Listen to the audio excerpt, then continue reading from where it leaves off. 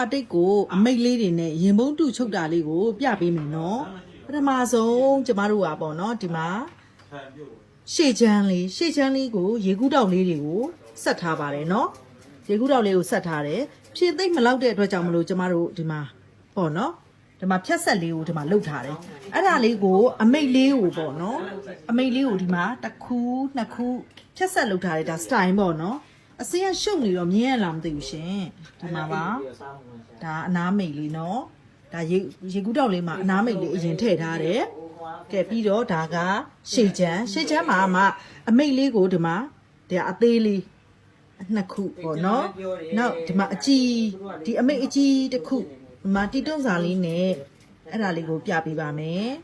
အဲ့လိုအမိတ်လေးတွေထည့်မယ်ဆိုရင်ကျမတို့အရင်ဆုံးပင်သီးလေးတွေထိုးထားပြီးအရင်ဆုံးချိန်ကြည့်မယ်ပေါ့နော်ဒါရင်မုံတုဖြစ်တဲ့အတွက်ကြောင့်ဒီအလဲအမှတ်ကနေကျမလေးလက်မလောက်ကိုအကွာဒီလိုမြင်းချောင်းတစ်ချောင်းဆောင်းလေးဆွဲလိုက်ပါတယ်နော်ဒီကနေပြီးတော့လေးလက်မလောက်အကွာကနေဆွဲထားတယ်ဒါကတော့ရင်မုံအစ်စ်မဟုတ်ဘူးနော်အတုနော်အဲ့လိုလေးဆွဲထားလိုက်တယ်ဆွဲထားပြီးတော့ဒါအရင်ဆုံးချကြည့်မှာနော်ဒီတိုင်းချုပ်မယ်လည်းမဟုတ်သေးဘူးကျမတို့အရင်ဆုံးဒီလိုထိုးကြည့်တာပေါ့ဒီဇိုင်းလေးတွေဖော်ကြည့်မယ်ဒီလိုလေးတွေဖော်ကြည့်ရင်လှတယ်ဆိုရင်ဒီတိုင်းလေးယူကြည့်လိုက်မယ်နော်ညာဘုံဖြစ်တဲ့အတွက်ကြောင့်ဒီဘက်ချမ်းမှာအမိတ်ကြီးလုပ်ပြီးတော့ဒီအသေးလေးကိုကျမတို့ဒီလိုဖော်ကြည့်လိုက်မယ်နော်အရင်ဆုံးပင်သီးလေးတွေထိုးထားမယ်ဒီဘက်မှာလည်းပင်သီးလေးတွေထိုးထားမယ်ဒီမှာလည်းပင်သီးလေးတွေဒီလိုထိုးထားမယ်ဒီမှာကတော့ကျမတို့အထက်လေးတွေလုပ်ရမယ်နော်ဘာဖြစ်လို့လဲဆိုအကွေးလေးဖြစ်သွားတဲ့အတွက်ကြောင့်လိုက်ပြီးတော့အထက်လေးတွေတစ်တစ်လေးတွေလိုက်လုပ်ရမယ်အဲ့ဒါမှသူကဒီအကွေးလေးတွေကလှမှာပေါ့နော်ကဲအဲ့လိုပင်သီးထိုးပြီးတဲ့အခါမှာနောက်တစ်ခုကိုဒီမှာတစ်ခုပို့သေးတယ်မထည့်လဲရတယ်ဒါပေမဲ့ထည့်လိုက်ရင်ကောင်းမလားကျွန်တော်တို့စဉ်းစားမယ်ထည့်လိုက်ရင်မကောင်းရင်မထည့်တော့ဘူးเนาะမျိုးစုံလုပ်ကြည့်မယ်တော့ဒီကနေဒီအထိကိုကျွန်တော်တို့ဒီလိုယူလဲရတယ်ဟုတ်ပြီเนาะဒီလိုယူလဲရတယ်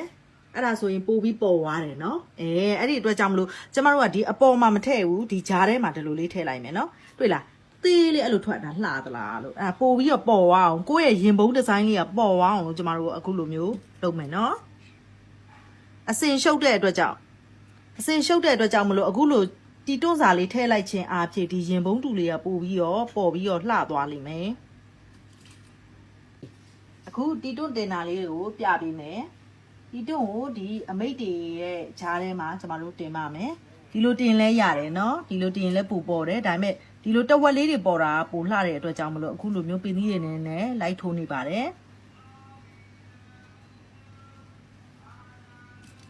ချုပ်တဲ့အခါမှာတော့တေချာထိမ့်ပြီးတော့ချုပ်ရလိမ့်မယ်နော်ဘာပြောလဲဆိုတော့တဝက်လေးပဲပါတဲ့အတွက်ကြောင့်ဖြစ်ပါတယ်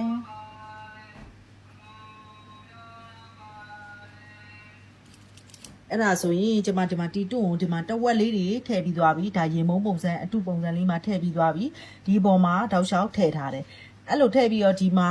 ထည့်လို့ရတယ်မထည့်လည်းရတယ်အရန်ရှုပ်သွားမှာဆိုလို့နော်အစင်းကလည်းရှုပ်တဲ့အတွက်ကြောင့်ကျွန်မမထည့်တော့ဘူးနော်အဲ့ဒါဆိုရင်မုံတူလေးဖြစ်သွားပါပြီ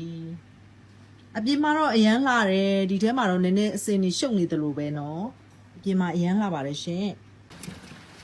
ကဲအကွေးနေရာမျိုးတွေမှာတော့3တွန်းလောက်တော့တွန်းမယ်နော်အခောက်လေးခောက်ပြီးတွန်းမယ်ဒီတိုင်းအတန်းကြီးချုပ်လို့မရဘူး။မှာတစ်လေးခောက်မယ်နော်။တင်းသီးလေးတွေဖြုတ်ပြီးတစ်လေးခောက်တယ်။အကြီးမဟုတ်ဘူးတစ်လေးခောက်တယ်။နှမ်းစီလောက်ကလေးခောက်တာ။ဒီကလေးကြည့်ရတယ်။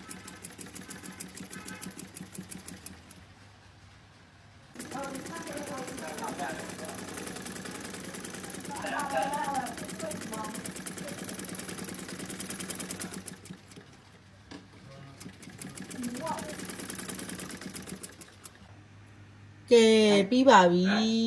ပြီးပါပြီအရန်လှပါတယ်နော်အပြင်မှာအရန်လှတော့